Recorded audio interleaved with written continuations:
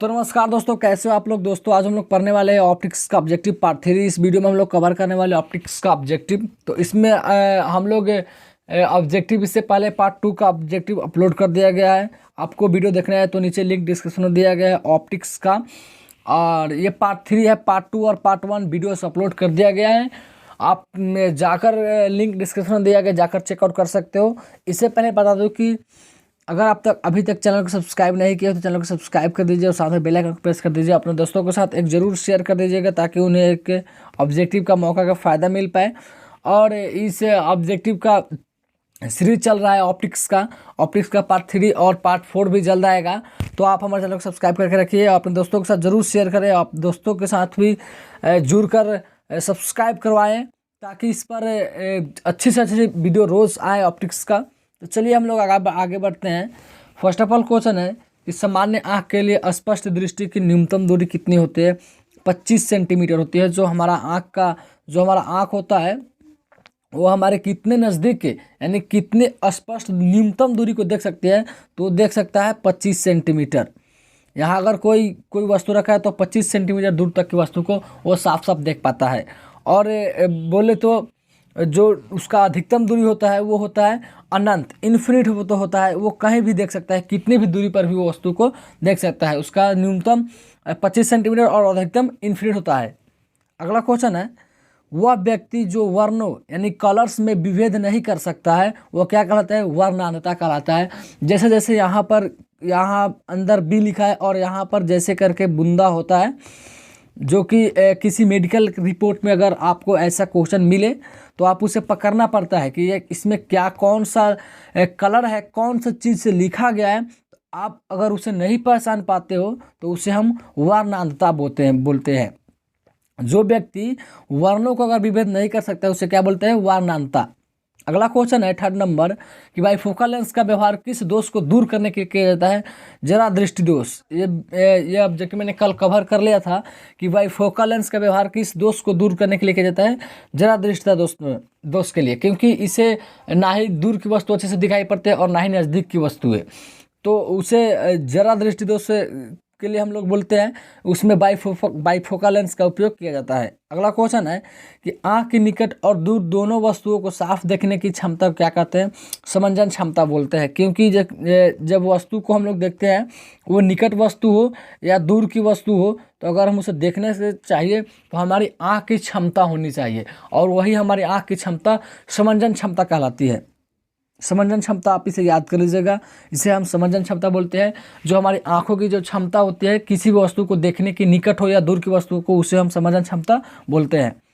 अगला क्वेश्चन है 5 नंबर की एक प्रिज्म से होकर गुजरने वाला श्वेत प्रकाश का न्यूनतम विचलित अवयव कौन सा होता है। लाल। जब एक प्रिज्म से होकर गुजरता हुआ श्वेत प्रकाश का न्यूनतम विचलित अवयव कौन होता है। लाल। जो सबसे कम विचलित होता है वो होता है लाल, क्योंकि इसका तरंग दैर्ध्य सबसे ज़्यादा होता है। लाल का तरंग दैर्ध्य सबसे ज़्यादा होता है, तो इसीलिए इसका विचलन कम होता है ताकि वो दूर तक फोकस कर पाता है। और बैंगनी का होता है सबसे कम तरंग दैर्ध्य, तो उसका विचलन ज़्यादा होता है और इसका विचलित कम होता है लाल का। नेक्स्ट क्वेश्चन है कि माध्यम द्वारा श्वेत प्रकाश का विक्षेपण तभी संभव होता है जब माध्यम कोई पारदर्शी माध्यम होता है। इसके ऊपर मैं वीडियो जरूर लाऊंगा इसके ऊपर कि कौन सा जो होता है सबसे तरंग ज़्यादा होता है। इसके ऊपर जितने भी क्वेश्चन बनेंगे उस क्वेश्चन को हम लोग अगले वीडियो में कवर करेंगे। इस वीडियो को जरूर लाएंगे।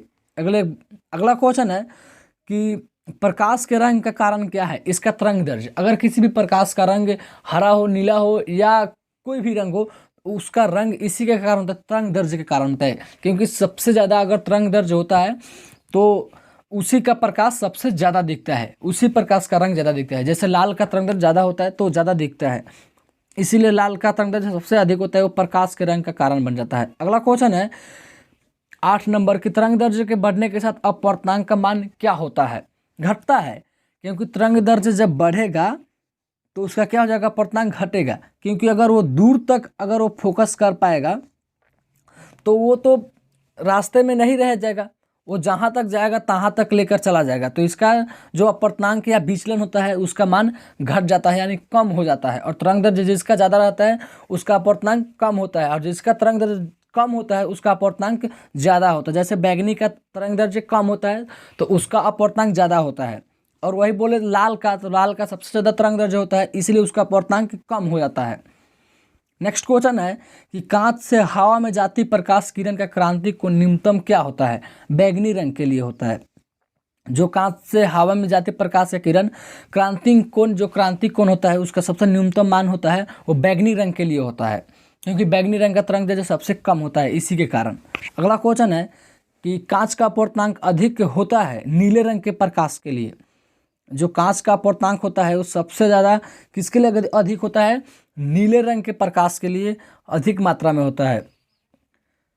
अगला क्वेश्चन है कि श्वेत प्रकाश जब किसी प्रिज्म से गुजरता है तब सबसे अधिक विचलन जिस अवयव का होता है वह क्या होता है? विचलन, यानी जो सबसे ज़्यादा अपवर्तनांक जिसका होता है, यानी विचलित हो जाता है, रास्ते में ही रह जाता है, उसका वो होता है बैगनी रंग का।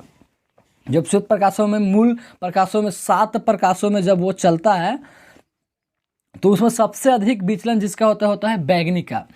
इसलिए होता है क्योंकि उसका तरंग दैर्ध्य कम होता है और लाल का ज़्यादा होता है। तो लाल का विचलन कम होता है, बैगनी का विचलन ज़्यादा होता है, इसी के कारण होता है विचलन सबसे अवयव का मान अधिक होता है बैगनी का। अगला क्वेश्चन है कि आकाश का नीला प्रतीत होना क्या कहलाता है? प्रकीर्णन। प्रकीर्णित हो जाता है जो आकाश का नीला प्रतीत होना, वो किसके कारण होता है? प्रकीर्णन के कारण होता है।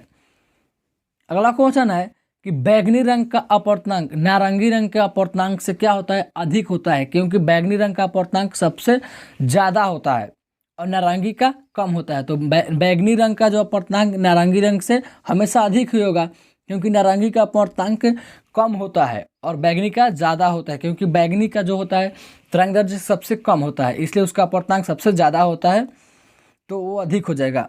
अगला क्वेश्चन है कि प्राथमिक इंद्रधनुष में दिखाई देने वाला भीतरी की ओर क्या होता है? जो हमारा प्रकाश का जो प्राथमिक इंद्रधनुष होता है, जो 7 रंगों में मूल रंगों में बढ़ जाते हैं 7 रंगों में, तो हम लोग उसे जो वो सबसे अगर भीतर की ओर देखे जाए यहाँ पर, तो ये सबसे ज़्यादा मात्रा में बैगनी होता है, सबसे ज़्यादा मात्रा में बैगनी होता है, भीतर की तरफ दिखता है। और वही अगर बाहर की तरफ हो, द्वितीयक इंद्रधनुष में, वो बाहर की तरफ लाल होता है। बाहर की तरफ कौन सा होता है? वो लाल होता है, और बाहर और जो भीतर की तरफ होता है वो होता है बैगनी कलर होता है, जो हमें इंद्रधनुष में दिखाई देता है। आज हम लोग इसमें 15 क्वेश्चन को ही कवर कर पाए। अगला वीडियो का आप लोग वेट कीजिए, अगला पार्ट जरूर आएगा, पार्ट 4 भी आएगा। तो आप हमारे चैनल के साथ जुड़े रहिए और सब्सक्राइब करके रखिएगा। आई होप आप लोगों को वीडियो पसंद आई होगी, तो पसंद आई होगी तो हमेशा से एक लाइक कर दीजिए और दोस्तों के साथ एक जरूर शेयर कर दीजिए, ताकि उन्हें भी इस ऑप्टिक्स का ऑब्जेक्टिव का फ़ायदा मिल पाए। और इसका एक सीरीज चल रहा है, इसके बाद मॉडर्न फिजिक्स का भी जल्द ऑब्जेक्टिव आने वाला है। तो चलिए आज के लिए इतना ही, मैं मिलता हूँ किसी नेक्स्ट वीडियो में, तब तक के लिए जय हिंद, वंदे मातरम।